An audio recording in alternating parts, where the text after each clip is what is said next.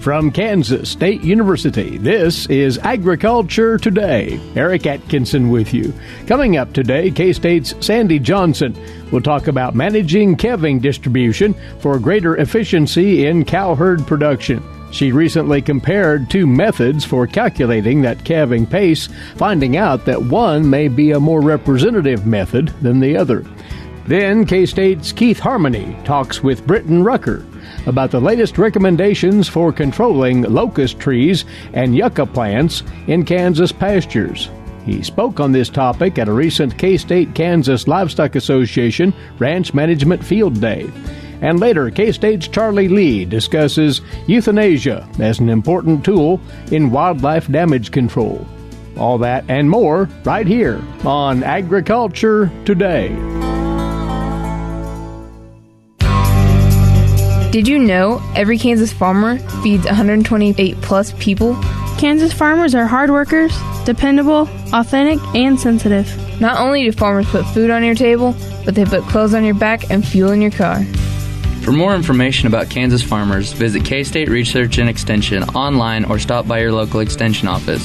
This message has been brought to you by the K-State Animal Sciences Leadership Academy participants.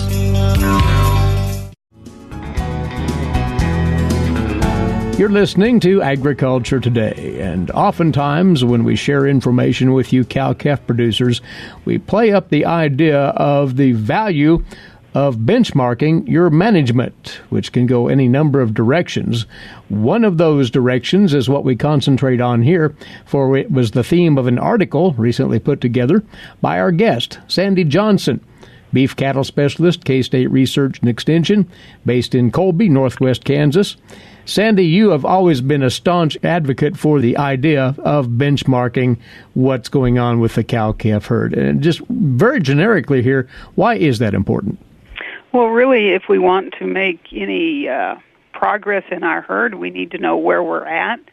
And if we measure certain characteristics of our herd, we may be able to see some, perhaps, a gradual decline in performance before we hit some big slap in the face. And of course, I'm interested in reproduction. So can we see something in our herd performance that is warning us of impending doom is a little bit too harsh, but right. Something that we don't want to happen, and we can use this information to help us prevent problems and very serious problems. Right. And the benchmark that we'll center on today, calving distribution. This is an important facet, you say, Sandy, but why would a cow-calf producer want to pay attention to the distribution of their calving timing? Right. So if the producer has done a good job of matching the genetics of their herd with the management they have and the environment, so what cost-effective feedstuffs can they put in front of these cows, they should be all cycling at the beginning of the breeding season, and a high percentage will conceive early in the breeding season. So that's really how many calve early gives us a scorecard of how good a job we do matching those genetics to the environment. And so by tracking that, to me, that's our yearly scorecard. And it's not necessarily just for the purposes of condensing that calving season. It's beyond that? Right. I mean, you're certainly interested in how many come early, and by concentrating that season early, you're really able to keep a shorter breeding season than you would. You essentially looked at months and months or a year-round breeding season, which some people apply. And unless you're using multiple marketing times for that group of calves, it's much easier to manage not only the calves but the cows when that calving distribution is in a shorter time period. Well, then, right to the mechanics of this, tracking calving distribution, and you say that one has to have a starting point. Right, and years ago when they were working on the Standardized Performance Analysis, or SPA, the whole reason was to standardize our calculations. And so when it came to calving distribution, they defined two methods of calculation, knowing that somehow the day that the bull is turned out is not always recorded. And so if we just had calving dates, we could either use actual calving dates or the bull turnout date. And so the two accepted SPA definitions for, when you start calculating the first day of the calving season, because if you've been around cows long, you know that there's certainly going to be a few born early. And so one of the definitions is to start after the third mature cow calves. So you can have a couple early calves and you don't start counting then, but after the third mature cow calves, that would be your first day. The cow has a 21-day estrus cycle on average, so we look at those in 21-day intervals. The other method, if we knew the bull turnout date, was to use 285 days after bull turnout. And of course, gestation length does vary with breed, and that 285 days was trying to recognize some of that variability in breeds by electing that number. The most important thing is to calculate it the same way every time and then know what you're comparing it to. So there are these two methods that SPA defines as a way to begin one's calving distribution analysis here. You were looking at this more closely and actually came around to a comparison of these two, but what happened in that process, Sandy? Yeah, so I was trying to look at what I thought would be a really good calving distribution, and I knew that at the Meat Animal Research Center, they tried to feed those cows so the nutrition is not limiting any level of reproduction. So I talked to Bob Cushman at Mark and got some of their data, and in doing so, then I used both of these definitions to calculate calving distribution. And I had always assumed that I would get fairly similar answers, but I had not compared them. And so when I went through that process, then I found that there was a fair amount of difference in the data I had in front of me between those two methods in the actual proportion that calved in the first 21 days. And sometimes that difference could be quite large, and other times it was not quite as large, but certainly notably different. And so since I'm one always promoting that you look at your calving distribution, I felt like I needed to share this difference in these calculation methods. And I know in studying this, there have been others that have noted it before, but that information had not found its way into my brain. And so I certainly wanted to emphasize that to producers, that the methods are different and will show you different answers. And the extent of that difference is nothing to sneeze at here. One of the herd examples that you measured here, that percentage difference of calves in the count was as much as almost 30%. Well, that is a major departure. Right. Sometimes it was only 15%, but even so, it is a large difference. And at this point, I'm still looking at some of that data to maybe understand some things about it, and there may be some things that, in terms of genetic selection, have happened over time. But the main thing I took away was that I often show the CHAPS database out of North Dakota State as a comparison because it's a good one that's readily available. And they're essentially using the starting after the third mature cow calves, and that shows about 60% that calve the first 21 days, whereas these herds from Clay Center, who, again, I think are probably well managed with good nutrition, averaged anywhere between 48 and 55% in the couple examples I show here in the Beef Tips article. So the way that we calculate that is very important. And another portion of that we have to consider is if the heifers are included in that, because oftentimes they're bred ahead of the cows, and I always like to separate those out by age group so that I'm not really comparing my heifer calving season with my cow calving season when we intentionally start those at different times. But this is a key consideration here, and once more, if one has not committed to one or the other of these methods for an extended time, they might want to lean toward the counting after that third mature cow calves.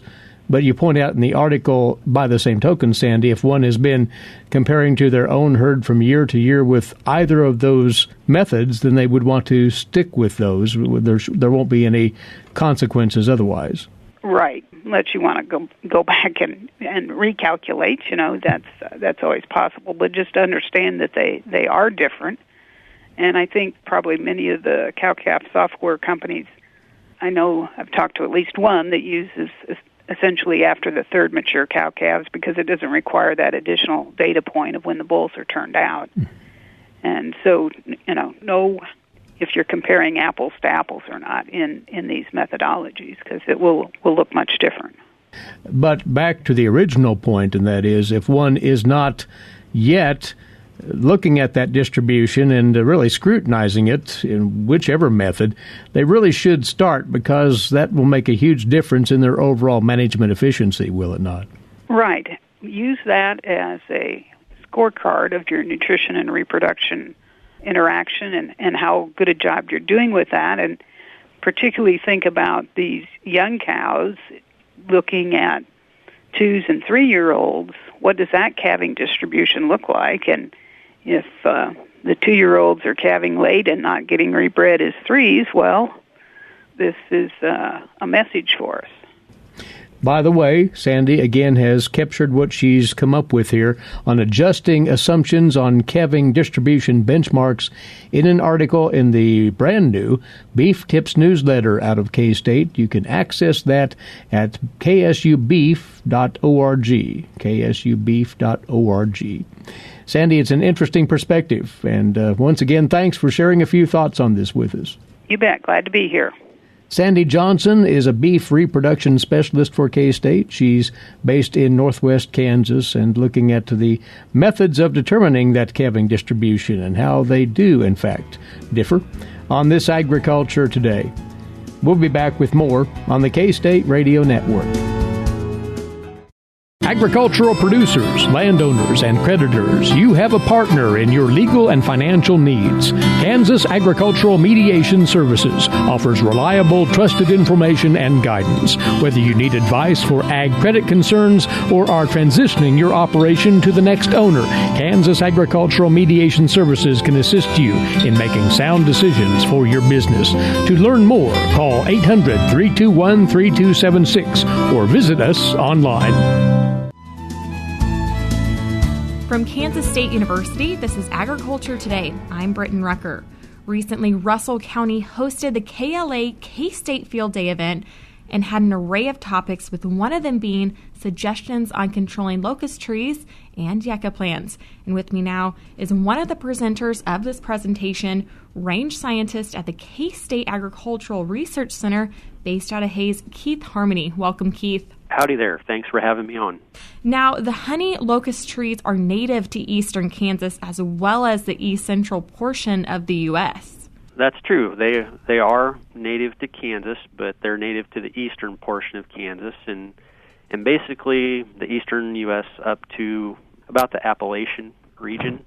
But over the course of years, they've spread into western Kansas, and there's a couple reasons that they've done that. One is that we've introduced more locust trees into shelter belts and for use as ornamental plantings.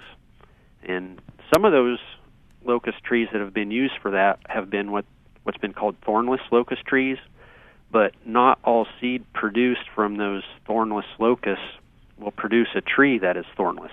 So they can produce seed that will produce a tree that has thorns. So we've increased the potential for areas to get locust trees by doing those plantings, and also the lack of fire in pastures has allowed these to increase. Fires would be able to control small seedlings of these trees, but because we've in areas gone away from a culture of fire, especially in western Kansas, that we've allowed these trees to increase over time. Now, they also hold health risks to livestock and even humans.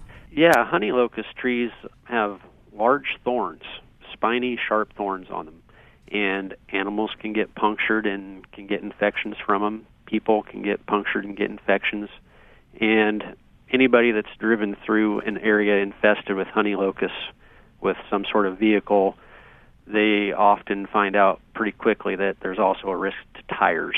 They can puncture through a rubber tire pretty easily, and so they can be a risk to equipment too. Probably the biggest risk, though, is that once you get infestation of these trees and they form a canopy, they shade out the grass, and by shading out the grass, they reduce the yield potential, and by reducing the yield potential, you reduce the pounds of animal that can be produced. So there is some health and equipment risk, but the main problem is that they're going to cut down on production of pasture. Now, how can these locust trees transfer? There are a couple ways that these locust trees can spread in a pasture. When trees are under some sort of stress, they can produce new trees or little saplings from buds along their root system and also from the base of the tree. So trees can increase that way. But also, cattle love eating honey locust seeds. The seeds are high in quality, high in protein, and pastures that have infestations of honey locusts and are grazed by cattle in the fall, cattle will eat the seeds, and then they'll transfer those to other parts of the pasture.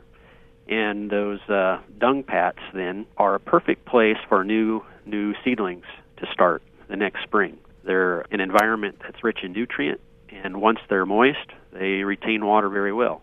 And so cow patties are a perfect place for new honey locust seedlings to get started after cattle eat the seed pods. So those individuals that are struggling with locust trees infestation, what control methods in terms of herbicide options is there out there, and what time of year should that be done? Well, there's a few options for folks that are wanting to control honey locust trees in their pasture. For folks that are wanting to do some sort of individual tree treatment in case they have some other desirable trees in a pasture riparian area that they want to save, such as oaks or even some cottonwoods, but they want to get rid of honey locust trees, there are individual tree treatments that they can do. One is to cut the tree off and then to treat the outer area of the cut stump surface.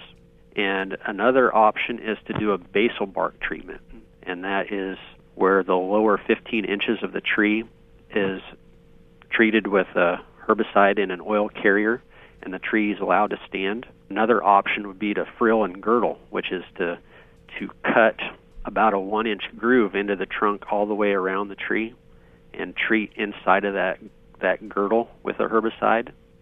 And so there's a few options for doing individual tree treatment.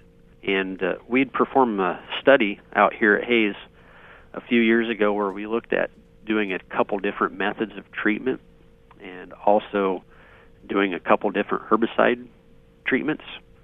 And we got some pretty good results out of that from treating several hundred trees. So what treatment method did you find to be highly effective? In the study that we did, the most effective treatments that we had were ones that used a herbicide called aminopyrrolid. The trade name is Milestone, and we used that herbicide a couple different ways. One was we treated trees with an oil carrier, a 5% solution of the aminopyrrolid and a 95% oil carrier in that solution, and we treated the lower 15 inches of the trunk, and we achieved a 99% control rate using that method. And we compared that to cutting the tree off and treating the outer stump surface with a 10% aminopyrrolid and 90% water solution. And by doing that, we got a 97% control rate. Other herbicides that we used a mixture of triclopyr, 25%, and 75% diesel fuel as the oil carrier, and we treated the tree standing and also the cut stump method. And by doing each one of those, we got less than 75% control. And so the aminopyrrolid treatment was much better than doing the triclopyr with diesel fuel treatment. Going into water-based herbicides and the jar test. For folks that are using the aminopyrrolid product for doing individual control of honey locust trees, doing the basal bark treatment, that aminopyrrolid product is a water-based herbicide, and I should say that picloram products are as well. And mixing those with an oil carrier for doing basal bark treatment can be a challenge because some oil-based carriers may not be compatible with the herbicide. They may not mix well. So it'd be important for producers to do a jar test with those two products before mixing with their oil carrier. I've tried several in the past, and some of those oil carriers that when mixed with the herbicide, they'll form a gel almost instantly. And producers don't want that in the bottom of their spray tank. Right. So I would recommend doing a clear jar test to make sure that their oil carrier that they've chosen is going to be compatible with the herbicide. Now, Keith, moving on to the second portion of your presentation, which involved yucca or small soapweed, and that is native to the Great Plains and spans from Texas to Canada. Yeah, it's common all throughout Kansas and the Great Plains, and areas that have more than 1,500 to 2,000 plants per acre, those areas are going to be reduced as far as the amount of dry matter production of desirable forage that they can produce, because the yucca plants will use the water, and grass and more desirable forage are going to be starved for that moisture. And so areas that have high infestations of yucca, folks may want to control those. And options have been pretty limited in the past. Individual yucca plant treatments have basically been the main treatment. But within the past few years, there's been a couple herbicides that have a supplemental label available. And that supplemental label allows these herbicides to be foliar treated on the plants. And the supplemental label allows them to be sprayed at their typical rates, but also with an extra quart per acre of 2,4-D. And so Walt Fick from the agronomy department there in Manhattan on the main campus, he and I did a study out here in Trego County where we looked at some different herbicides as well as these two that have the supplemental label for controlling yucca. And how effective are those herbicides?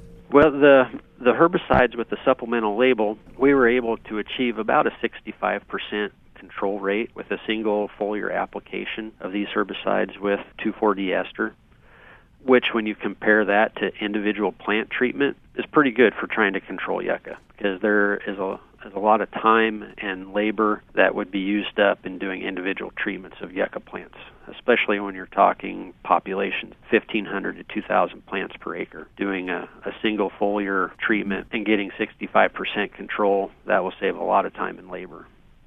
Well, Keith, thanks for being here and discussing controlling locust trees and yucca plants and what practices are best to control them. All right. Well, thank you. That was Keith Harmoney, range scientist at the K-State Agricultural Research Center based out of Hayes. For Agriculture Today, I'm Britton Rucker. All right, Britton, many thanks. Now these moments away. When we come back, today's agricultural news headlines, this week's edition of Milk Lines, and more still ahead here on Agriculture Today. Hamburgers, roast, ribs, steak, or whatever you prefer. Beef, it's what's for dinner. Kansas cattle farmers produce 7.5 million head of cattle per year. It takes about 7 tablespoons of peanut butter to get the same amount of protein in 1 serving of lean beef. Support your local Kansas farmers and ranchers. Eat beef. This message was brought to you by the K-State Animal Sciences Leadership Academy participants. Agriculture Today continues now here on the K-State Radio Network. Eric Atkinson with you to today's agricultural news headlines now, courtesy in part of DTN. And starting with this week's Kansas Crop Progress and Condition Report from the USDA. This, of course, for the week ending this past Sunday. Our topsoil moisture supplies in Kansas this week are at 6% surplus, 74% adequate, and 20% short to very short. Subsoil moisture, 5% surplus, 79% adequate, and 16% short to very short. Winter wheat planting is underway in the state, 1% complete as of this past weekend. That's right at the average. The state of our Kansas corn crop, 48% good to excellent, 35% 75% fair, 17% poor to very poor. Corn in the dent, now at 80%, that's very near the average. Corn mature at 28%, that's behind the 40% average for the date. And corn harvest is 4% complete, that's relatively near the 8% average. Soybean crop condition, 55% good to excellent, 34% fair, and 11% poor to very poor, with beans setting pods now at 89%. That's behind the 94% average, and soybeans dropping leaves at 7%, behind the 13% average. Grain sorghum condition, 64% good to excellent, 27% fair, 9% poor to very poor. Sorghum coloring at 56%. That's well behind the 67% average. And grain sorghum at maturity, 3% behind the 11% average in the state of Kansas. The corn condition nationally dropped last week, according to the USDA. As of Sunday, the U.S. corn crop 55% in good to excellent condition. That's down 3 percentage points from the 58% the previous week, and the lowest rating since 2013. Corn development behind the average pace last week in the dough stage at 89%. That's behind the average of 97% for the date. In the dent at 55%, 22% behind the normal pace. Soybeans setting pods for the date at 92%. 7 percentage points behind the average of 99%. And the soybean good to excellent rating is relatively stable from the previous week at 55%. Sorghum coloring in the nation at 65%, and sorghum reaching maturity at 27%, behind the average of 37% for the date. Actually, 22% of the sorghum has been harvested as of this past weekend. That is slightly behind the 5-year average of 24%. Well, you producers can now sign up for the USDA disaster program starting tomorrow. The USDA's Gary Crawford has this update. Last year, it was the WHIP program, the Wildfire Hurricane Indemnity Program for farmers. Now, with Congress adding this year's losses to it, officials are calling it the WHIP Plus program. Plus, Richard Fordyce runs the USDA's Farm Service Agency, telling reporters Monday at a special phone hookup, eligible growers can start signing up for this disaster program this week, Wednesday the 11th. However, there are some aspects of the $3 billion program not set in stone yet, such as how to handle prevented planting losses. Those provisions are not completed yet at this point. But expect to have some announcement on the prevent plant provision of the legislation here very soon. And by soon, Fordyce says that means to him maybe, a week or two. But that's just his impression. He says under WHIP Plus, eligible producers with 2018 disaster losses will get payments amounting to 100% of the payment calculation. But initial payments for 2019 will be half the calculated amount to make sure that Dorian and future 2019 disasters don't drain the $3 billion appropriation. Gary Crawford for the U.S. Department of Agriculture, Washington. Up next, the weekly segment for you dairy producers, milk lines, and awaiting with that, as always, is K-State dairy specialist Mike Brook. Mike? Today I went to visit with our Kansas dairy farmers concerning the corn silage harvest.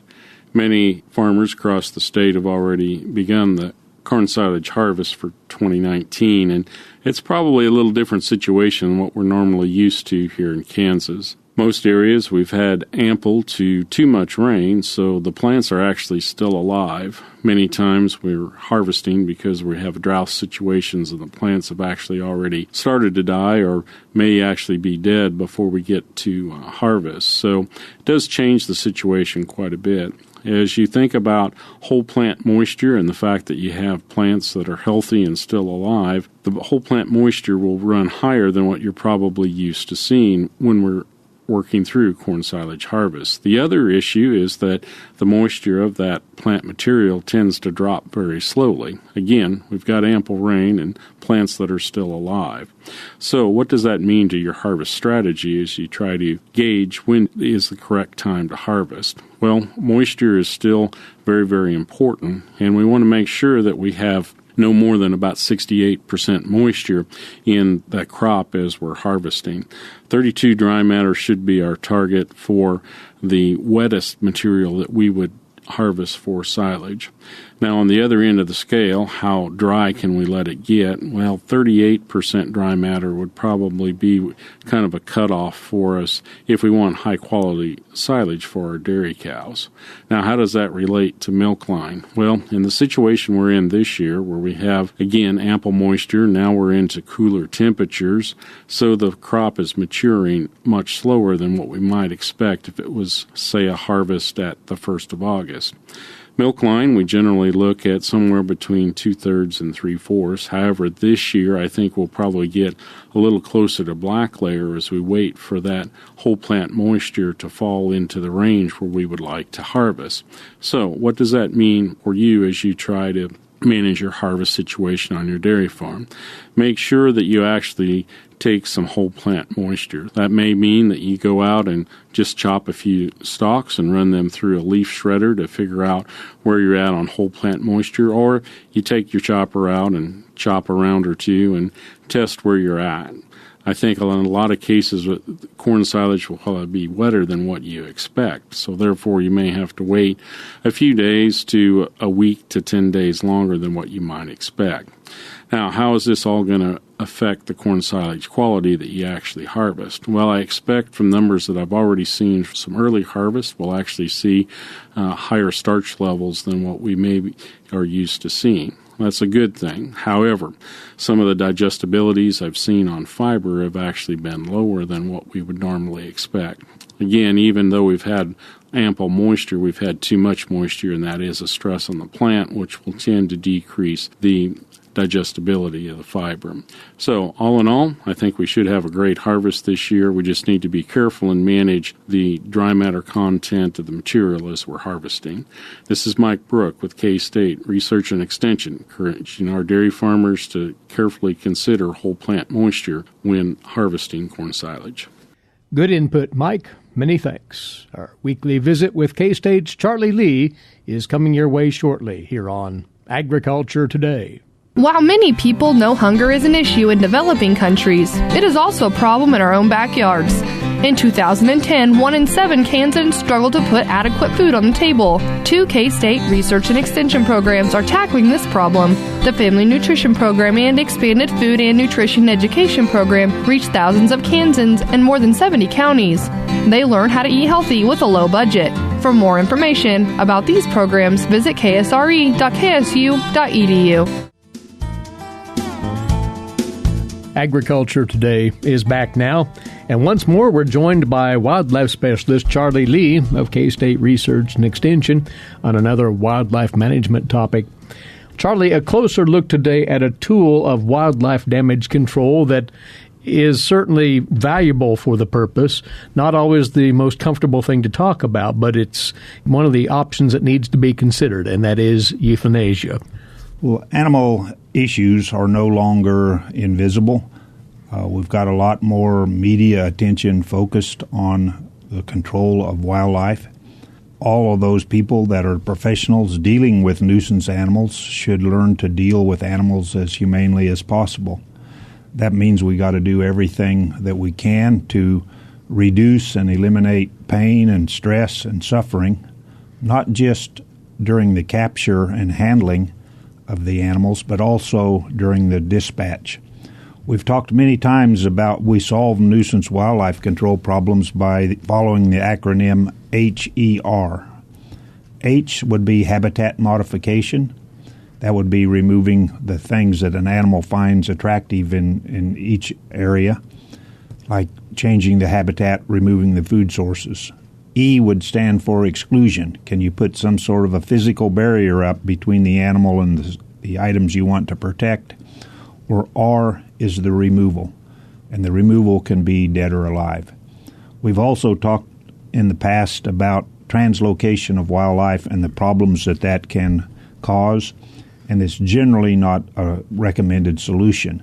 So then we have to think about euthanasia. And as individuals, I think we ought to all act with compassion and care. But as a society, we've got laws that need to be followed, and people are judging our actions by what we get accomplished. And again, euthanasia must be done humanely. That's not only with disposal, but with the actual capture of the animal, right? Yeah, we got to think about the capture methods. Those differ somewhat in euthanasia and humane killing, because some capture methods are designed to kill the animal very quickly.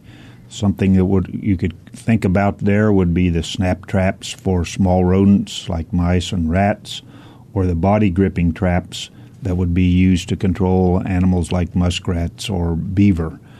Keep in mind we want to reduce the pain and suffering. Thinking about the definition of euthanasia, it's a good death, meaning referring to the techniques that are used to kill the animal as quickly and as painlessly as possible. And what are those techniques that are approved? Well, the American Veterinary Medical Association has put together a publication on techniques that are suggested. People that are controlling nuisance wildlife in Kansas are not required to follow those suggestions, but I think it's a good professional practice. At the present time, most people that are professionals dealing with the euthanasia of wildlife would suggest carbon dioxide. It induces a narcosis. It's the most user-friendly of the techniques that are out there. It's fairly inexpensive, but you must build a chamber in which the CO2 replaces the available oxygen. That allows you to euthanize the animal without an injection, handling, or transferring the animal into a different chamber. Those chambers are nothing more than a box or a container just larger than the size of your cage strap, in which the cage is put into, and then a CO2 cylinder, which is readily available at welding supply centers, is used with a regulator to displace the oxygen in that chamber. It can be as simple as a plastic cooler, a wooden box, or a plastic trash can. Professionals use a container that closely matches their size of the trap to reduce the cost, because you're just filling up other volume with carbon dioxide. That's a technique that works fairly quickly. It's been shown to be painless. The animal is anesthetized and then dies fairly quickly. It's not the only approach, though. No, there are other approaches. Cervical dislocation is one that is also recommended and been done for many years by well-trained individuals. It appears to be humane, but it's recommended only for poultry, small birds, mice, and rats, so it's not for all situations. There's some disadvantages of it, and it's aesthetically maybe unpleasant. It requires some technical skills to be able to make sure the animal loses consciousness very quickly, and it's limited to some small animals. Shooting is one that's very commonly used as well. Personnel that are doing shooting as a euthanasia technique need to be well trained in the use of firearms and the anatomy of the species, because most of the time the animal will be shot in the head, except in cases where the animal is going to be tested for rabies. Then the animal would be shot in the heart and lung area. There are some communities where firearms are not allowed to be discharged. So again, you're transferring the animal to somewhere where it is safe to shoot, which is probably going to increase the stress for the animal. The optimal shot would be the bullet would pass through the cranium at a downward angle towards the spinal cord, and that's going to render the animal unconscious, although there may be some muscle spasms and bleeding for a short period. So there are functional ways of going about euthanizing wildlife. There are also unacceptable methods. The unacceptable methods are really too large to talk about, but they would include such things as drowning, perhaps injections with household chemicals or pesticides. Those are techniques that are certainly not recommended and would not be an ethical method of euthanasia. And then finally, we need to talk about the disposal of those carcasses. Mm-hmm. Lots of different ways to dispose of animals, but typically it's above ground or below ground, incineration, landfills, or rendering. Most of the time, I think they're disposed of either above or below ground through burial. Once more, though, consider it as an important option for contending with wildlife and the damage that they may inflict, and that is euthanasia. And it is a tool that's very important for this purpose, as Charlie has shared with us today. Charlie, thanks for the look at this. Wildlife specialist Charlie Lee of K-State Research and Extension. And with that, our time is away for today. As always, thanks for tuning in, and we invite you to be right back here with us this same time tomorrow. Until then, and for Britton Rucker, Eric Atkinson bidding you a good day for Agriculture Today. This is the K-State Radio Network.